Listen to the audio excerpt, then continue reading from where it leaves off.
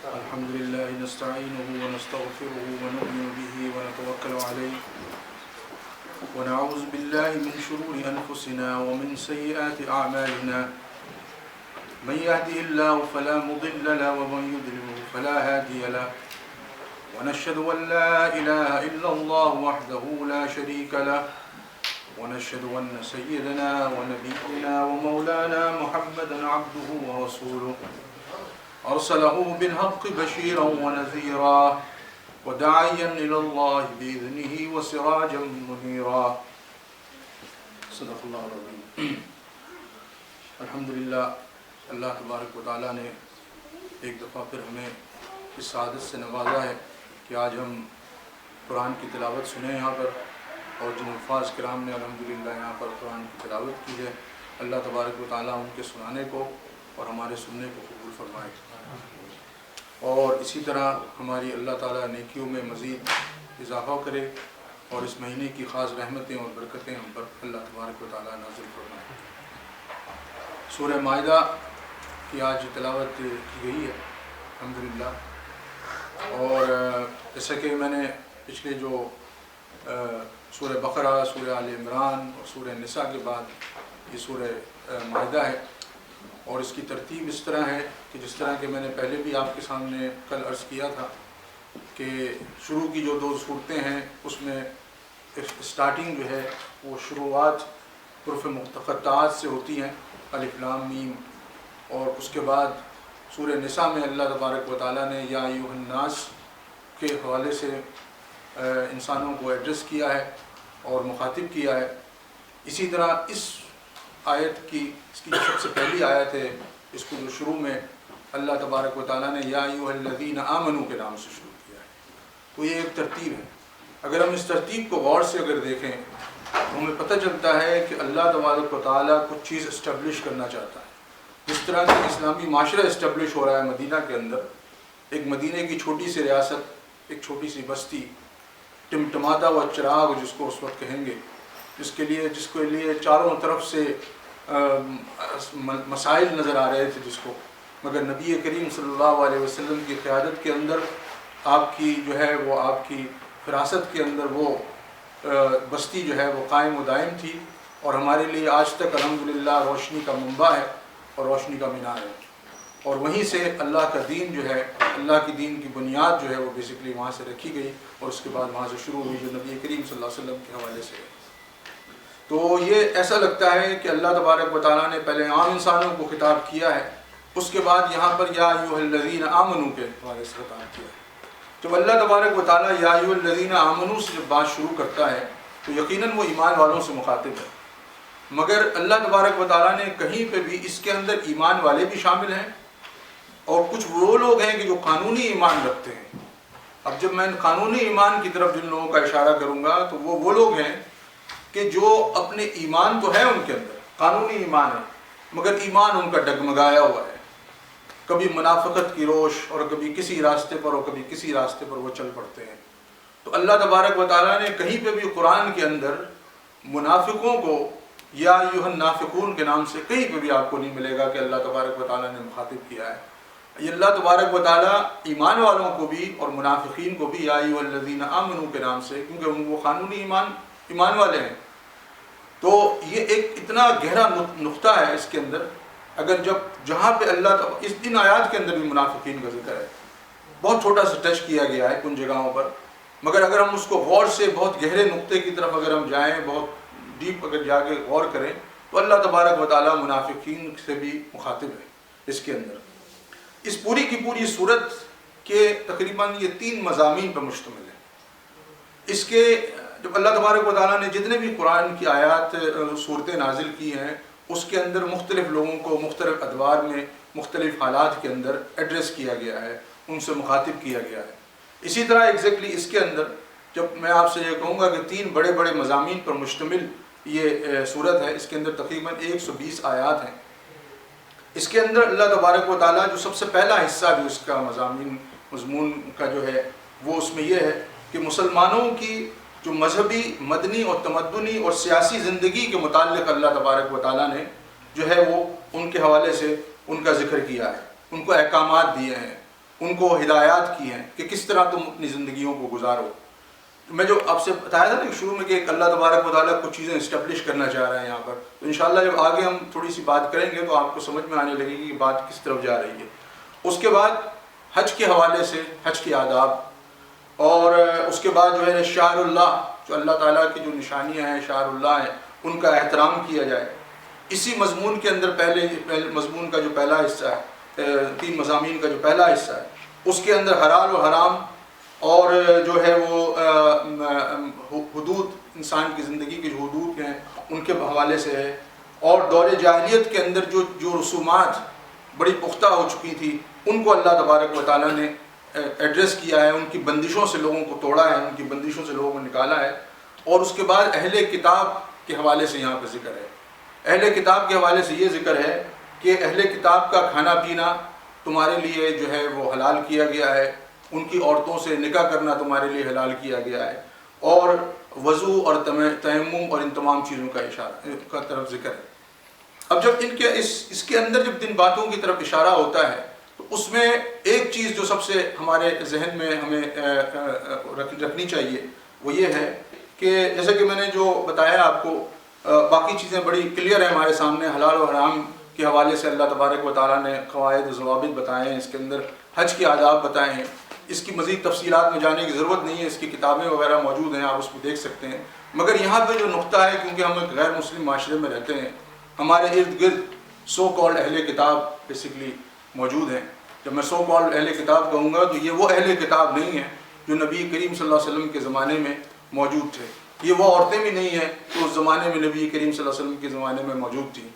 مگر کیونکہ قرآن کے الفاظ ہیں, اللہ تبارک و تعالیٰ جو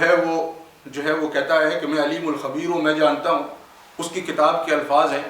اور اس کے الفاظ ہیں. اگر اس کے الفاظ کے نہ الحمدللہ نعوذ باللہ نہ ہم اس کا انکار کر رہے ہیں, نہ ہم اس کے حوالے سے کچھ بات کر رہے ہیں, مگر علماءوں نے اور جن لوگوں نے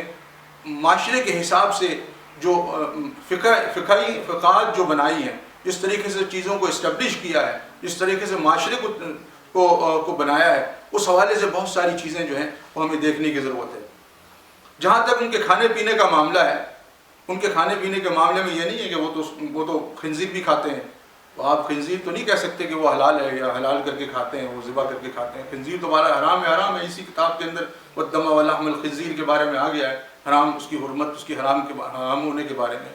مگر اس کے ذبیحہ, جو ذبیحہ واقعتاً انہوں نے حلال کر کے کھایا ہو, جیسے کہ یہودیوں کے اندر جو ہے وہ کوشر کہلاتا ہے. وہ کوشر جو وہ بالکل اللہ کے نام سے وہ صحیح طریقے سے کاٹتے ہیں, مگر ان کا صرف اور صرف وہ گوشت ہے, وہ آپ صرف گوشت لے کر ان کا جو لحمہ ہے اس کو صرف آپ خرید کے کھا سکتے ہیں. مگر اس کے بعد اگر وہ پروسیس فوڈ میں تبدیل ہو جائے تو پھر وہ ہمارے لیے حلال نہیں رہتا, کیونکہ وہ پروسیس فوڈ کے اندر بعض دفعہ وائن اور یہ دوسری چیزیں بھی استعمال کرتے ہیں. تو لہٰذا اس زمانے میں جو پرانے لوگ امریکہ کے اندر, آسٹریلیا کے اندر آئے تھے, جب ہم ان سے پوچھتے ہیں تو یہاں پہ بونڈائی کے اندر ایک یہودی کی کوشر دکان ہوا کرتی تھی, باقی کوئی مسلمانوں کی دکانیں یہاں پہ ہوتی نہیں تھی. اب تو الحمدللہ بے شمار دکانیں کھل گئی ہیں, اللہ کا بڑا کرم ہے. تو سارے کے سارے لوگ لائن لگا کے وہاں کھڑے ہوتے تھے اور وہاں سے مسلمان جا کے گوشت خریدتے تھے, ساری جگہوں سے, ادھر سے ادھر سے, سڈنی کے بھی دوسرے کونوں سے آ کر.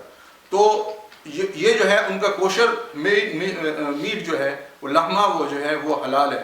اس کے علاوہ یہ بھی آپ کو معلوم ہونا چاہیے کہ واقعتاً وہ حلال کر کے کھا رہے ہیں کہ نہیں, اس کے اندر کوئی اور چیز نہیں ملے گی. جہاں تک شادیوں کا معاملہ ہے, اللہ تبارک و تعالیٰ نے کہا ہے کہ اہل کتاب کی عورتیں تمہارے لیے حلال کر دی گئی. اس زمانے میں جو اہل کتاب کی عورتیں تھیں وہ حضرت موسیٰ علیہ السلام, حضرت عیسیٰ علیہ السلام پر مکمل ایمان رکھتی تھی. اور اس کے بعد جو اس کے اندر ایمبیگیوٹیز جو آ گئی ہیں, اس کے بعد جو چیزیں تبدیل ہو گئی ہیں, جو معاشرے کے اندر جو حالات تبدیل ہو گئے. اچھا, اس وقت یہ تھا, اس میں ایک وجہ یہ بھی تھی کہ اسلام کا بول بالا تھا. اسلام الحمدللہ حکم کروک جو ہے وہ دنیا کے اوپر نافذ اور قائم ہو رہا تھا. ہر طرف اسلام کا چرچا تھا. لوگ جو ہے دوسری اقوام, یہودیت, نصرانیت, یہ ساری کی ساری مغلوب ہوئی تھی. اسلام اس وقت اس کا ڈنکا بج رہا تھا چاروں طرف. اس کے جناب علی آپ ادھر جائیں تو پرشیا سے لے کر اس طرف جائیں تو روم سے لے کر چاروں طرف مسلمانوں کی فتوحات لوگوں کو نظر آ رہی تھی, اور لوگوں کو پتہ چل رہا تھا کہ یہ دین جو ہے اب رکنے والا نہیں ہے. مطلب آپ اس وقت کے جو لوگ تھے, اس وقت جو بڑے بڑے بادشاہ تھے, ان لوگوں نے جو ہے یہ اس چیز کو ان لوگوں نے اپنی تجربے کی بنیاد پر یہ بتا دیا کہ جس طرح ان کی فوجیں آگے بڑھتی ہیں ان کو روکنا اب آسان کام نہیں ہے. تو لہٰذا یہ ہے کہ اس وقت اس معاشرے کے اندر یہ کہا گیا کہ تم ان کی عورتوں سے شادی کرو، کیونکہ جب بچے پیدا ہوں گے تو یقیناً وہ زمانہ یہ تھا کہ وہاں پہ عورتوں کا کنٹرول، مردوں کا کنٹرول ہوا کرتا تھا. تو وہ بچے پیدا ہوں جو بھی ہوں بہرحال یہ کہ وہ باپ کے دین پر قائم رہیں گے، اور اس میں زیادہ چانسز ہیں کہ مرد جو ہے وہ انفلوئنس کر کے عورت کو جو ہے وہ اپنے دین پر، اسلام پر لے آئے. مگر آج کا معاشرہ بالکل اس کے پلٹ ہے. آج پر اسلام مغلوب ہے نا، مطلب یہ کہ سوری ٹو سے دیٹ، مطلب یہ کہ جو حالات ہیں ہمارے، مطلب یہ کہ افسوس سے یہ بات کہنی پڑتی ہے کہ اس وقت ہم نیچے لگے ہوئے ہیں. کنتم خیر امۃ اخرجت للناس، اللہ تعالیٰ نے کہا کہ تم وہ خیر امت ہو جو لوگوں کے لیے بھیجے گئے ہو. لوگوں کو تم امامت کے درجے پر تم کو بھیجا گیا ہے. اس امامت کے درجے پہ رہتے ہیں کہ باوجود مگر ہمیں اس چیز کا احساس نہیں ہے. آج ہم نیچے لگے ہوئے ہیں، ہم مغلوب ہیں، اور یہ یہود و نصارہ جو ہیں وہ جو ہے وہ کمپلیٹلی کنٹرول میں ہیں. وہ جو ہے وہ اس صورت میں اگر آپ ان کی عورتوں سے اگر آپ شادی کریں گے تو اس کے زیادہ چانسز ہیں. ایسے بہت سارے کیسز ہیں موجود کہ جو ہے وہ آپ کے بچے بھی جو ہیں وہ دین سے الگ ہو جائیں، اور آپ کے بچے بھی جو ہیں وہ بھٹک جائیں، اور آپ بھی اپنے دین سے جائیں. تو لہٰذا یہ ہے کہ یہ تمام چیزیں اس وقت دیکھنے کی ضرورت ہے. ان تمام چیزوں کو سامنے رکھتے ہوئے الحمدللہ اگر کسی کے اندر یہ استطاعت ہے، کسی کے اندر یہ قوت ہے کہ وہ جناب علی اپنے بلبوتے پر اس عورت کو جو ہے جو اہل کتاب ہے اس سے شادی کرنے کے بعد، عام طور پہ ہمارے یہاں تو آج کے معاشرے میں یہ ہوتا ہے کہ ہم کنورٹ کر لیتے ہیں، مگر یہ کہ اس وقت یہ تھا کہ آپ اہل کتاب کو اہل کتاب رہنے دیں. اس کے بعد اس کے اندر جو دوسرا حصہ ہے وہ مسلمانوں کو نصیحت کی گئی ہے، کیونکہ جیسا کہ میں نے آپ کو بتایا کہ مسلمانوں کے ہاتھ میں اقتدار اور طاقت اور قوت آ گئی تھی. تو لہٰذا یہ ہے کہ بتایا گیا کہ جب طاقت آتی ہے انسان میں تو پھر طاقت کے نشے میں انسان چور چور ہو جاتا ہے، پھر بہت ساری حماقتیں کرنے لگتا ہے، اور یہ جتانے اور دبدبے بتانے لگتا ہے کہ میں کوئی طاقتور انسان ہوں. ہمارے یہاں تو اس وقت ملکوں کے اوپر قبضہ ہو رہا تھا. آج کل کے معاشرے میں اگر کسی کے ہاتھ میں ایک چھوٹی سی سوسائٹی کا اگر کوئی پریزیڈنٹ یا کچھ بن جائے تو وہ اپنے آپ کو بڑی چیز سمجھنے لگتا ہے. تو لہٰذا یہ ہے کہ آج جو ہے اس وقت یہ بتایا گیا ہے کہ تم کو جو بھی ہو عدل قسط عدل کے ساتھ فیصلے کرو. یہ نہیں ہے کہ یہ میرا رشتہ دار ہے نیپوٹزم کر لیا، یہ میرا بھائی بندہ ہے، یہ میرا پڑوسی ہے اس کے ساتھ تو صحیح ہے، اور یہ میرا مسلمان بھائی ہے لہذا اس کی میں مدد اور امداد کروں گا، اور یہ غیر مسلم ہے جناب لہذا میں اس کی. تو عدل الانصاف پر قائم رہو، کسی بھی حالت میں ہو عدل الانصاف قائم رہو. میں نے اگین یہ بتایا کہ اسلام جو ہے اللہ کا دین جب آیا ہے تو اللہ تبارک و تعالیٰ یہاں پر ایک معاشرہ بنا رہا ہے، ایک چیزوں کو باضابطہ طور پہ اسٹیبلش کر رہا ہے. پھر یہود و نصارہ کی طرف سے ان کو یہ بتایا، ان کو جو ہے بتایا ہی جا رہا ہے، ان کو ایک دفعہ پھر دعوت عام دی جا رہی ہے. ان کو کہا جا رہا ہے کہ دوبارہ جو ہے اللہ کی بندگی کی طرف آؤ. ان کو ان کی کتابوں کے حوالے سے بتایا جا رہا ہے. ان کی جو کتابیں ہیں، جن کتابوں کے اندر جو حقیقی تعلیم ہے وہی تعلیمات ہیں جو ہمارے قرآن کے اندر تعلیمات ہیں. اور اس کے بعد پھر منافقین کا ذکر اسی مضمون کے اندر کہ منافقین سے یہ کہا گیا ہے کہ جو تمہاری روش ہے اس سے اجتناب کرو. کیونکہ منافقت آف کورس اس وقت ہوتا یہ تھا کہ کچھ لوگ منافق تھے، وہ سامنے کلیئر کٹ منافق نظر آتے تھے، ان کی کچھ نشانیاں تھیں، مگر نبی کریم صلی اللہ علیہ وسلم نے کچھ منافقین کو اس وقت وہیں پر پکڑا اور ان کو دبوچ لیا. مگر ایک منافقوں کا سردار تھا عبداللہ بن ابی، جس کے بارے میں آپ سب لوگوں نے سنا ہوگا. مگر عبداللہ بن ابی کو رسول اللہ صلی اللہ علیہ وسلم، اب دیکھیں نا سیاسی اور تمدنی باتیں ہو رہی ہیں کہ کہتے ہیں کہ سیاست سے اسلام کا کوئی تعلق. نبی کریم صلی اللہ علیہ وسلم نے اس وقت ایک اسٹریٹجی یہ رکھی ہوئی تھی کہ سب لوگوں کو پتا تھا، علل اعلان پتا تھا کہ یہ عبداللہ بن ابی جو ہے وہ یہودی ہے، یہ جو ہے وہ یہ جو ہے منافق ہے. مگر کیونکہ اس وقت مدینے میں نبی کریم صلی اللہ علیہ وسلم کے آنے سے پہلے بالکل کچھ چند دنوں کے بعد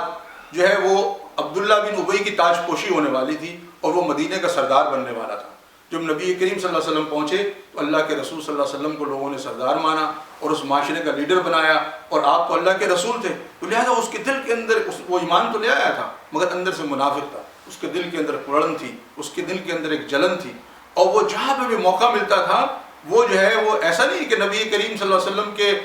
کی شان میں کوئی گستاخی کر رہا، مگر وہ کھڑے ہو کے اس طرح کی باتیں کرتا تھا. بعض دفعہ جمعے کے خطبے کے اندر نبی کریم صلی اللہ علیہ وسلم ابھی منبر پہ کھڑے ہوئے ہیں اور نبی کریم صلی اللہ علیہ وسلم نے ابھی اپنی بات نہیں شروع کی, وہ کھڑے ہو کے جناب علی لیڈروں کی طرح گفتگو کرنے لگتا تھا. نبی کریم صلی اللہ علیہ وسلم کی بات پر جو ہے وہ مطلب ان کی تعریف کرتا تھا, حالانکہ اس کی ضرورت نہیں تھی, تاکہ وہ نبی کریم صلی اللہ علیہ وسلم اپنی بات نہ کر پائیں. مگر اس کے باوجود بھی نبی کریم صلی اللہ علیہ وسلم نے ایک اسٹریٹجیکلی طور پر اس کو کہیں نہیں روکا, اور وہ بالآخر لوگوں کو خود ہی اندازہ تھا تو لوگ جو ہے اس کو. اچھا, اس میں جو تیسری بات یہاں پہ جو بتائی گئی ہے, تیسرا مضمون جو ہے اس کا آخری, اس کے اندر یہودیوں اور عیسائیوں کو نصیحت کی گئی ہے کہ تمہارا, کیونکہ اب ان کا زور اس پر ٹوٹ رہا تھا, تو ان کو یہ بتایا جا رہا تھا کہ تم جو ہے, جیسے کہ میں نے وہی اسی کا سلسلہ ہے کہ اب جو ہے وہ تم اللہ کی کتاب کی طرف دوبارہ پلٹو. ان کے لیے ایک فائنل میسج تھا کہ تم جو ہے اس کی طرف پلٹ کے آؤ. اور جیسے کہ آپ کو پتہ ہے کہ یہ وہ واقعہ ہے, اس سے پہلے کہ صلح حدیبیہ کا واقعہ ہو چکا تھا. تو صلح حدیبیہ کے وقت جو مسلمانوں کو جو 10 سال جو پیس کے ملے تھے, جس کو ایک جگہ پر قرآن کے اندر فتح مبین کہا گیا, حالانکہ اس وقت مسلمانوں نے نیچے لگ کر اور بہت ساری شرائط جو ہے کفار کی مان کر جو ہے وہ اپنے آپ کو کیا تھا. نبی کریم صلی اللہ علیہ وسلم خود کچھ تھوڑے سے پریشان تھے, مگر وہ 10 سال کا جو ان کو جو پیس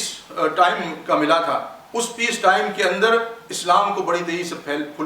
پھولنے کا موقع ملا. تو اس کو قرآن میں کچھ جگہوں پر اللہ تبارک و تعالیٰ نے جو ہے وہ فتح مبین قرار دیا گیا ہے. تو وہاں پر اس وقت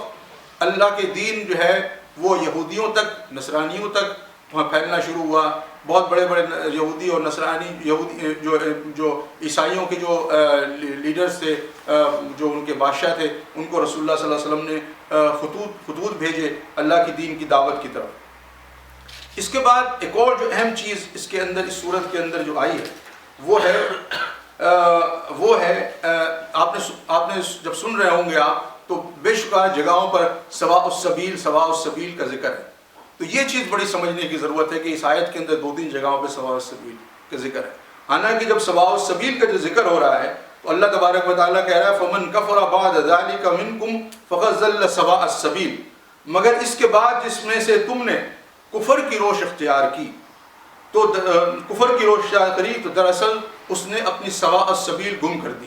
بیسیکلی ایڈریس یہاں پر یہودیوں کو کیا جا رہا ہے. اس کے اندر یہودیوں کی وہ بہت ساری جو میثاق تھی, میثاق عہد نامے جن کے میں نے پہلے ذکر کیا, جو عہد نامے موسیٰ علیہ السلام کے اوپر اترے تھے, ان عہد ناموں کا جو ذکر کیا گیا ہے اس کے حوالے سے یہ بات ہو رہی ہے یہاں پر. تو یہ جب بتایا گیا کہ تم اگر سواء السبیل گم کر دو گے تو اس کا مطلب یہ کہ اگر تم نے سواء السبیل ہے کیا, بیسیکلی یہاں پر خطاب تو یہودیوں سے ہے, مگر دراصل ہم کو بھی مخاطب کیا جا رہا ہے کیونکہ یہ کتاب ہمارے لیے اتری ہے. اب اس میں یہاں پر جو سب سے اہم چیز ہے وہ یہ ہے کہ بتایا یہ جا رہا ہے اس سے پہلے, اس آیت سے پہلے, کہ تم نماز قائم کرو, تم زکوٰۃ دو اور میرے رسولوں کی باتوں کو مانو اور ان کے مددگار بنو, مطلب ان کے حواری بنو, ان کے مددگار بنو.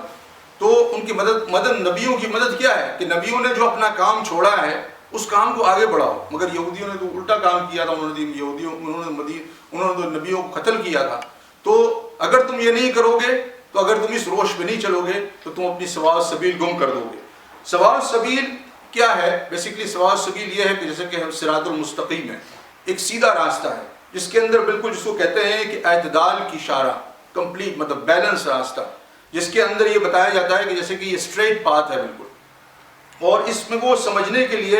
انسان چند چیزوں کی طرف اگر اپنے آپ پر غور کرے تو اس کو خود بخود پتہ چلے گا کہ واقعتاً انسان کو اللہ تبارک و تعالیٰ نے کچھ چیزیں عطا کی ہیں جس کے اندر اس کی ذہنی نشو و نما ہے, اور اس کے لیے اس کے اندر جو ہے وہ اس کی قوت ہے,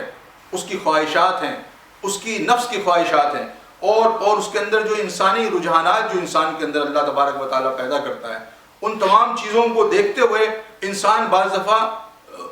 وہ چیزیں اس کے اوپر حاوی ہونے لگتی ہیں.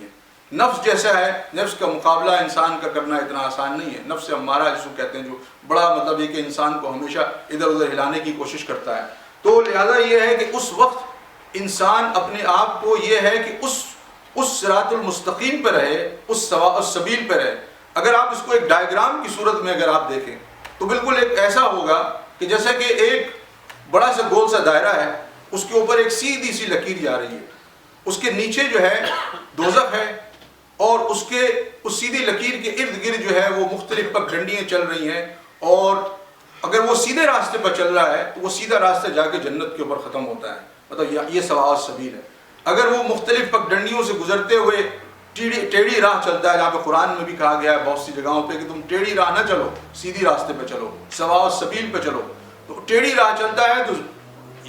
اس بات کی زیادہ چانسز ہیں کہ اس کی زندگی کہ راستہ جو ہے وہ کسی بھی ٹیڑھی راہ کے وقت کسی بھی وقت ختم ہو سکتا ہے، اور اگر وہ غلط روش پہ چل رہا ہے تو وہیں سے جو ہے وہ اس کی زندگی ختم ہوگی اور وہ جہنم میں ٹپک جائے گا۔ بالکل ایک دم اس کو سمجھنے کے لیے یہ چیز ہے۔ تو اس کے اندر انسان اگر اپنے آپ کو یہ سوچ لے کہ وہ اپنی زندگی کو، کیونکہ اللہ تبارک و تعالیٰ نے انسان کو جیسے کہ تمام رجحانات اس کے اندر پیدا کیے ہیں، اسی طرح اللہ تبارک و تعالیٰ نے اس کے اندر فیصلے کی صلاحیت بھی دی ہے۔ اللہ تعالیٰ نے بتا دیا ہے کہ یہ راستہ شیطان کا راستہ ہے اور یہ راستہ صراط المستقیم کی طرف جاتا ہے، یہ راستہ سیدھا راستہ ہے، سواء السبیل کا ہے۔ اگر تم اس پہ جاؤ گے تو یہ تم جنت کی راہ پالو گے، اگر تم اس پہ جاؤ گے تو یہ شیطان کا راستہ ہے، اور اس میں چانسز اس بات کے ہیں کہ ہو سکتا ہے کہ یو اینڈ اٹ اپ ان جنت، مگر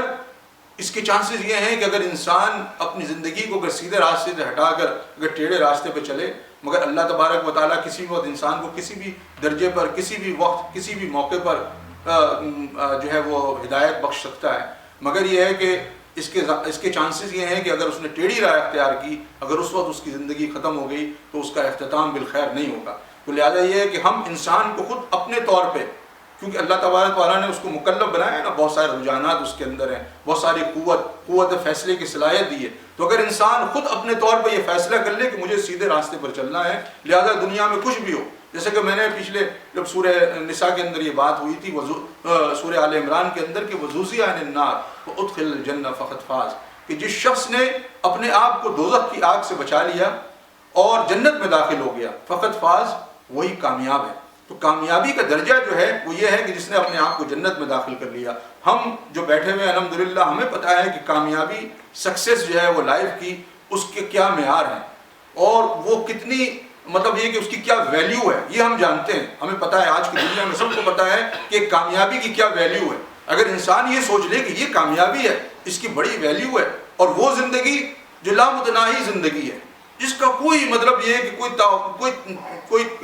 جس کا کوئی کمپیریزن نہیں ہے۔ نبی کریم صلی اللہ علیہ وسلم دریا کے کنارے سے گزر رہے ہیں، صحابہ آپ کے ساتھ ہیں، دریا کے اندر انگلی ڈالتے ہیں، انگلی کو باہر نکالتے ہیں اور کہتے ہیں کہ یہ جو انگلی میں میرے انگلی پر جو میرا پانی لگا ہوا ہے، یہ جو ہے یہ اس دنیا کی زندگی ہے، اور یہ پورا کا پورا جو سمندر ہے یہ آخرت کی زندگی، مطلب دیر از نو کمپیریزن، کوئی مطلب یہ کہ موازنہ نہیں ہے۔ اگر ہم اس چیز کو سوچ لیں، سمجھ لیں اپنے ذہن کے اندر کہ آخرت کی زندگی وہ کون سی زندگی ہے، تو پھر ہمیں جو ہے وہ بہت سارے لوگوں کی زندگیاں تبدیل ہوئی ہیں جب ان کی یہ باتیں ان کی جب سمجھ میں آنے لگی ہیں۔ اس کے بعد آخر میں جس کی طرف اس میں بیسکلی بہت ساری چیزوں کو ٹچ کیا گیا ہے، مگر میں جلدی سے ایک بات جو اس وقت کی میں آپ کے سامنے اشارہ کر دوں کہ اس کے اندر موسیٰ علیہ السلام جو ہے وہ ایک جید صحابی تھے،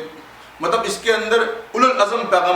انبیاء علیہ السلام کا ذکر کیا گیا ہے۔ حضرت ابراہیم علیہ السلام، حضرت اسماعیل علیہ السلام، حضرت یعقوب علیہ السلام، حضرت اسحاق علیہ السلام، حضرت یوسف علیہ السلام، حضرت موسیٰ علیہ السلام، ان تمام اولو العزم انبیاء ہیں، یہ ان کا ذکر کیا گیا ہے اس کے اندر۔ مگر حضرت موسیٰ علیہ السلام، کیونکہ میں نے آپ کو بتایا کہ یہودیوں کے حوالے سے بات ہو رہی تھی، تو اس میں آخر میں تھوڑا سا اس کو ٹچ کر کے بتا دوں، لہٰذا یہ کہ تشنگی رہتی ہے، انسان خود ہی جا کر اپنے طور پہ مطالعہ کرے، میں تو صرف اشارے یہاں پہ کر سکتا ہوں کہ جس وقت حضرت موسیٰ علیہ السلام نے مصر سے جو ہے وہ بنی اسرائیل کو جب لے کے نکلے تھے، تو اس صورت کے اندر پہلی دفعہ یہودیوں کو جو ان کو ایک طرح سے آپ سزا ملی ہے، یعنی اب تک تو وہ سزا تو جو ہو رہی تھی بنی اسرائیل کے اوپر، بنی اسرائیل میں جو فرعون جو ان کے اوپر سزا کر رہا تھا، مگر جب اللہ تبارک و تعالیٰ نے ان کو وہاں سے بچا کے نکالا، ان کی زندگی کی خلاصی ہوئی، حضرت موسیٰ علیہ السلام جس طرح اس کو لے کے گئے، اور وہاں پہ لے کے آنے کے بعد جب وہاں سے مصر سے جب نکلے، تو اللہ تبارک و تعالیٰ نے اس قرآن کے اندر کہا ہے کہ جاؤ اور جا کے فلسطین کے اندر وہ تمہارے جو جد امجد حضرت ابراہیم علیہ السلام، حضرت اسماعیل علیہ السلام، حضرت یعقوب علیہ السلام کی جو سرزمین ہے، وہاں پہ جا کے آباد ہو، اور وہاں پہ جو لوگ ظالم لوگ ہیں ان لوگوں سے اس کو چھڑاؤ اور تم جا کر وہاں پہ بس جاؤ۔ تو یہودیوں نے کہا، جو اس وقت بنی اسرائیل جو تھے، حضرت موسیٰ علیہ السلام نے جب گفتگو کی، وہ 12 قبیلے بن چکے تھے، تو ان سے جب ذکر کیا تو انہوں نے کہا کہ وہ جو لوگ وہاں پر ہیں وہ تو بڑے طاقتور لوگ ہیں، ہم تو ان سے جھگڑا نہیں کر سکتے، ہم تو اسے لڑائی کرنے کی استطاعت نہیں رکھتے، ہم تو یہیں بیٹھے ہیں، تم جاؤ اور تمہارا رب جا کے جو ہے وہ ان سے جنگ کرے۔ تو حضرت موسیٰ علیہ السلام پر انتہائی جو ہے وہ خوف طاری ہوئی، چڑچڑاہٹ طاری ہوئی کہ یہ کس طرح کے لوگ ہیں، میں ان کو جو ہے یہاں سے اتنے بڑے ظلم سے بچا دیں، اور اللہ کا حکم، اللہ کے حکم کو ڈینائی کر رہے ہیں۔ اور اس کے بعد وہاں پہ یوشع بن نون جو بعد میں نبی کے حضرت موسیٰ علیہ السلام، حضرت ہارون علیہ السلام کے بعد ان کے جن کے ہاتھ میں اقتدار دیا گیا، وہ یہ کہہ رہے وہ ان لوگوں کو قائل کرنے کے لیے یہ کہہ رہے ہیں کہ تم دیکھو اللہ تعالیٰ کا حکم ہے، ہم وہ جتنے بھی طاقتور لوگ ہوں ہم ان کی بستی کے اندر اللہ کا نام لے کر گھسیں گے، اور پھر تم دیکھو گے اللہ تعالیٰ ہمیں جو ہے وہ فتح نصیب کرے گا۔ مگر کیونکہ ان کا ایمان وہ نہیں تھا، وہ ہمیشہ ایمان کے اندر چال بازیاں کرتے تھے، اور یہ ایک چارج شیٹ ان کی سورہ بقرہ کے اندر موجود ہے، اور وہ چارج شیٹ آج تک موجود ہے، اور آج تک ان کی حرکتیں آپ کو نظر آ رہی ہیں۔ تو لہٰذا یہ ہے کہ یہ چارج شیٹ کے بعد جو ہے وہ پہلا جو ہے وہ ان کے اوپر جو ایک حکم اللہ تبارک و تعالیٰ سے، حضرت موسیٰ علیہ السلام نے کہا کہ اللہ تبارک و تعالیٰ میں تو ان سے بیزار ہوں، میں تو ان سے نجات چاہتا ہوں، یہ لوگوں نے مجھے بڑی تکلیفیں دینی اور شروع کر دی۔ تو اللہ تعالیٰ نے کہا کہ نہیں موسیٰ، تمہیں رہنا تو انہی کے ساتھ ہے، مگر وہ سرزمین ہم جو ہے اربعتین، مطلب یہ کہ ہم 40 سال تک وہ ارض فلسطین ان پر حرام کر دیں گے۔ وہ یطیعون فی الارض کا لفظ استعمال کیا گیا کہ یہیں پر یہ ٹامک ٹولیاں مارتے رہیں گے، بھٹکتے رہیں گے، اور 40 سال کے بعد جو ہے وہ جن لوگوں نے واقعتاً وہ وہاں سے نکل کے آئے تھے ان میں سے بہت سارے لوگ ختم ہو گئے، حضرت موسیٰ علیہ السلام کا انتقال ہو گیا، حضرت ہارون علیہ السلام کا انتقال ہو گیا۔ تو اس کے بعد پھر دوبارہ جب وہ جو ایک نئی نسل یطیعون فی الارض وہ جہاں پہ وہاں پہ تیار ہوئی تھی، اس کے اندر ایک اپنی قوت تھی، وہ ایمان سے تھوڑی لبریز تھی، تو پھر اس نے مقابلہ کیا، اس کے بعد جا کے انہوں نے فلسطین کی سرزمین جو ہے وہ حاصل کی۔ تو لہٰذا یہ ہے کہ ان تمام چیزوں کے اندر ہمارے لیے آج ہم بحیثیت مسلمان جو بیٹھے ہوئے ہیں، ہمارے لیے کیا سبق ہے؟ یہ سبق ہے کہ اللہ تبارک و تعالیٰ اپنی کتاب کے اندر پچھلی جو قومیں گزری ہیں ان کی طرف اشارے کر کے ہمیں یہ بتاتا ہے کہ تم اس روش پہ نہ چلو۔ تو میں نے منافقین کا ذکر کیا نا کہ اللہ تبارک و تعالیٰ بڑے دبے الفاظ کے اندر یہاں پر جو ہے وہ منافقین۔ اچھا، ایک اور بات اس کے اندر ابھی رہ گئی ہے، اس کتاب کے اس صورت کے اندر فائنل ٹیسٹ جو ہے وہ فائنل جو ہے وہ اعلان آرڈر آ گیا تھا کہ شراب اور جوا حرام ہے۔ اب تک جیسے میں نے آپ کو کہا نا کہ اللہ تبارک و تعالیٰ ایک ترتیب کے ساتھ چیزوں کو لے کے آ رہا ہے۔ پہلے اس نے سورہ آل عمران کے اندر ناپسندیدگی کا اظہار کیا سب سے پہلے، پھر سورہ نساء کے اندر اس نے کہا کہ نشے کی حالت میں نماز کے قریب نہ جاؤ، پھر سورہ مائدہ کے اندر مکمل طور پہ کمپلیٹلی جو ہے وہ کہہ دیا کہ یہ شراب، خمر والمیسر جو ہے وہ حرام ہے، اس کے لیے اس کی حرمت کا بالکل اعلان ہو گیا۔ تو پھر آپ کو وہ واقعے پتہ ہوں گے کہ مدینے کی گلیوں میں شراب جو ہے وہ بہتی ہوئی نظر آئی تھی۔ وہ صحابہ کہ جنہوں نے بڑی بڑی پرانی شرابیں جناب علی گڑھوں میں جو ہے وہ بنا کے تیار کر کے رکھی ہوئی تھی، وہ جو ہے وہ مدینے کی گلیوں میں بہہ گئی۔ وہ ایسے صحابہ کہ جو جناب علی جن کے منہ میں جام تھا انہوں نے جام کو نیچے اتارا اور انگلی ڈال کے وہ بھی نکال دیا۔ مطلب یہ ایمان تھا اس وقت لوگوں کا۔ نبی کریم صلی اللہ علیہ وسلم نظر آ رہے تھے کہ ایک حکم آیا اللہ تبارک و تعالیٰ کا۔ آج کے اگر معاشرے کے اندر انسان سوچے تو اللہ تعالیٰ کا دین وہ دین فطرت ہے، بالکل گریجولی آپ کو ایک طرف لے کے آتا ہے۔ آج کے معاشرے میں اگر ہم اس کی مثال لیں تو یہ الیکٹرانک کا دور ہے، ایک گیجٹس کا دور ہے۔ اس کے اندر ہمارے پاس، میرے خیال سے یہ ہے کہ جتنے لوگ بیٹھے ہیں سب کے پاس موبائل فون ہوگا۔ اگر آج ہمیں یہ کہا جائے کہ یہ موبائل فون جو ہے وہ پھینک دو تو ہم سوچیں گے کئی دفعہ، میرے خیال سے سمجھے نا کہ یار یہ اچانک کیسا فیصلہ آ گیا کہ پھینک دیں۔ مگر اگر اللہ تعالیٰ کی طرف سے یہ فیصلہ آتا ہے تو وہ گریجولی ہمیں یہ کہے گا کہ اس کے لیے یہ خرابی ہے، اس کے اندر یہ خرابی ہے، اس کے اندر یہ خرابی ہے، اس کے بعد آخر میں اپنے بندوں کو اس کے لیے آمادہ کرے گا، اور اس کے بعد پھر کہے گا کہ اس سے جو ہے وہ اجتناب کرو۔ تو ایگزیکٹلی جو اللہ تبارک و تعالیٰ نے گریجولی، کیونکہ اللہ تعالیٰ ہمارا خالق ہے، ہمارا مالک ہے، اس نے ہمیں پیدا کیا ہے، وہ ہمارے نفس کو جانتا ہے، وہ ہمارے تمام چیزوں سے بڑی اچھی طرح واقف ہے۔ تو وہ لہٰذا یہ ہے کہ اس نے ایک پورا کا پورا ایک سسٹم بنایا اور آخر میں جو ہے وہ اس کی حرمت کا۔ تو لہٰذا یہ کہ یہ تمام جو چیزیں احکامات ہیں دوسروں کے لیے بھی، دوسری اقوام کے لیے بھی، وہ ہمارے لیے جو ہیں وہ بیسکلی ایک طرح سے ان سے سبق سیکھنے کی ضرورت ہے، ان کی طرف جو ہے وہ ان سے اجتناب کرنے کی ضرورت ہے، اور کوشش یہ کرنے کی ضرورت ہے کہ ہم اپنے دین کو اسی طرح اس دین پر قائم رہیں جس طرح وہ نافذ، جس طرح اللہ تبارک و تعالیٰ نے دیا ہے ہم تک، اور جس طرح نبی کریم صلی اللہ علیہ وسلم کی اتباع کے لیے ہم سے کہا گیا ہے۔ اللہ تبارک و تعالیٰ سے دعا ہے کہ جو کچھ ہم نے سنا ہے اس پر ہمیں عمل کرنے کی، جو کچھ ہم نے پڑھا ہے اس پر ہم عمل کرنے کی توفیق عطا فرمائے۔ واقول قولی ھذا واستغفر اللہ لی ولکم ولسائر المؤمنین وآخر دعوانا الحمد للہ رب العالمین۔